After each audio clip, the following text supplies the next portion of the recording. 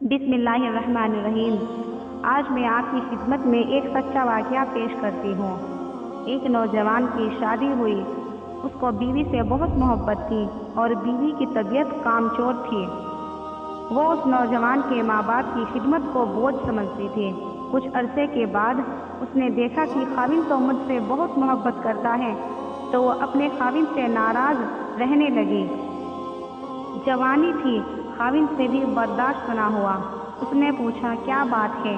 کہنے لگی میں تمہارے ساتھ ٹھیک رہوں گی جب تم یہاں سے مجھے میرے گھر واپس لے جاؤ اور میرے ساتھ وہیں پر تم بھی میرے ساتھ رہو۔ میں آپ کے ساتھ تو خوش رہ سکتی ہوں، ان بوڑھوں کی خدمت کرنا یہ مجھے بالکل بھی برداشت نہیں ہے۔ اب نوجوان ایسا تھا کہ اس نے بیوی کی بات کو مان لیا۔ بوڑھے ماں باپ کو چھوڑ کر بالآخر وہ شہر میں جا کر رہنے لگا۔ ماں باپ نے بہت سمجھایا کہ بیٹا تیرے سوا ہمارا کوئی نہیں ہے، مگر بیٹے کے کانوں میں جوں بھی نہ رہی۔ وہ اپنی بیوی کے ساتھ دوسرے شہر میں عیش و آرام کے ساتھ زندگی گزارتا ہے۔ بالآخر اس کو سعودی عرب جانے کا موقع ملا۔ اس کی جاب اچھی تھی، یہ وہاں چلا گیا۔ پیسے زیادہ آ گئے، بیوی کو شاندار مکان بنوا کر دے دیا۔ سارا خرچہ بیوی کے لیے بھیجتا۔ اپنے ماں باپ سے اس نے کوئی رابطہ نہ رکھا۔ بیوی کہتی تھی اگر ان سے رابطہ کرو گے تو میں تم سے رابطہ توڑ دوں گی۔ محبت کے ہاتھوں مجبور ہو کر اس نے یہ کرتوت کیا کہ اپنے بوڑھے ماں باپ کو اس نے اکیلا چھوڑ دیا، ان سے کوئی رابطہ نہ رکھا۔ کئی سال گزر گئے۔ ایک مرتبہ یہ طواف کر رہا تھا۔ ایک بزرگ بھی طواف کر رہے تھے۔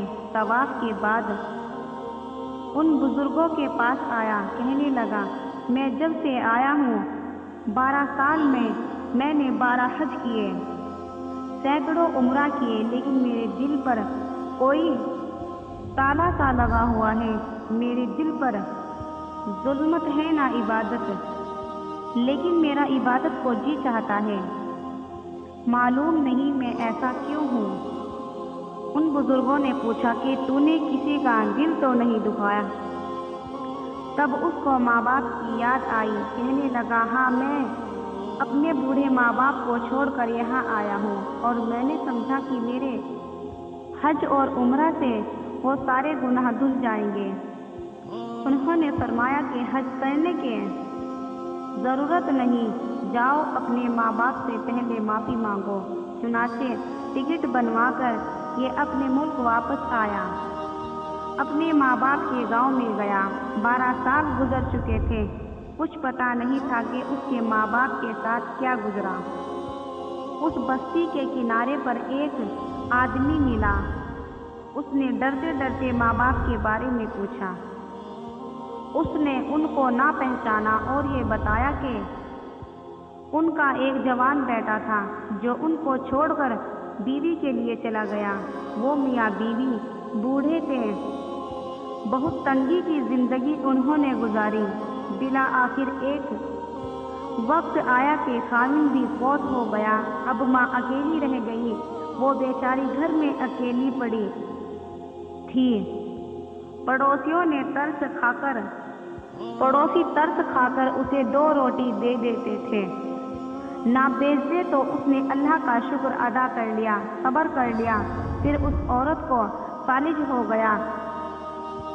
اب سنا ہے کہ چند دنوں سے اس کی آنکھوں کی بینائی چلی گئی ہے، بڑھاپے کی وجہ سے نابینا ہو چکی ہے، فالج زدہ ہے، لیکن پتہ نہیں کوئی بات ہے کہ اکثر دعائیں مانگتی رہتی ہے اور کسی کو یاد کرتی رہتی ہے۔ یہ اپنے گھر میں گیا، دروازہ کھول کر دیکھا کہ ماں بستر پر لیٹی ہوئی تھی، ہڈیوں کا ڈھانچہ بن چکی تھی۔ سوچ رہا تھا میں نے ماں کو اتنا ستایا، یہ مجھے کہیں دفع ہو جانے کو نہ کہہ دے، یہ نہ کہہ دے کہ میں تجھے کبھی معاف نہیں کروں گی۔ جب اس کے پاؤں کی آہٹ ماں نے سنی تو پوچھنے لگی کون ہے؟ اس نے بتایا میں آپ کا بیٹا ہوں۔ ماں کی آنکھوں سے آنسو آ گئے۔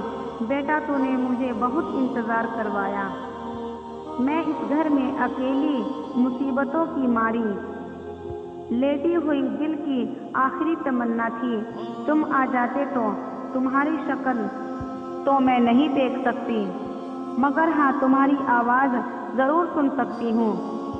بیٹا تمہارا چہرہ کہاں ہے؟ مجھے ہاتھ لگانا ہے۔ بیٹا میرے پاس آؤ اور میرے سینے سے لگ جاؤ۔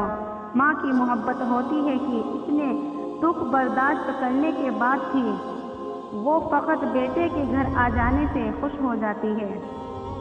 تو جس طرح ماں اپنے بیٹے کو گھر آ جانے پر دیکھ کر خوش ہو جاتی ہے، سب کچھ معاف کر دیتی ہے، پروردگار عالم بھی اپنے بندوں کو ایسے ہی معاف کر دیتا ہے۔